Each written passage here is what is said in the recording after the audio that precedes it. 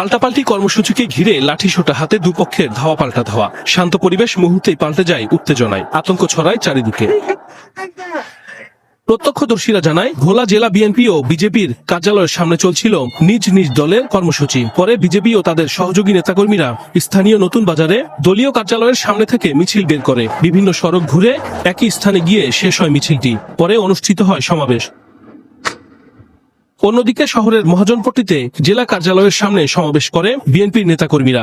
মিছিল নিয়ে নতুন বাজারের পৌর ভবনের সামনে পৌঁছালে উভয় পক্ষের মধ্যে প্রথমে ইটপাটকেল নিক্ষেপ এবং পরবর্তীতে ধাওয়া পাল্টা ধাওয়া হয়। আহত হয় দুই পক্ষের অর্ধশতাধিক নেতাকর্মী। খবর পেয়ে ঘটনাস্থলে গিয়ে পরিস্থিতি নিয়ন্ত্রণে নেয় পুলিশ। আহতদের উদ্ধার করে পাঠানো হয় হাসপাতালে। কে বলছেন তো আমি জানি না, আমি নিজে। এই ঘটনায় সংবাদ সম্মেলন করেন জেলা বিএনপির সদস্য সচিব রাইসুল আলম। জানান, পূর্ব ঘোষিত সমাবেশ শেষে মিছিল নিয়ে পৌরসভা সংলগ্ন সড়কে পৌঁছালে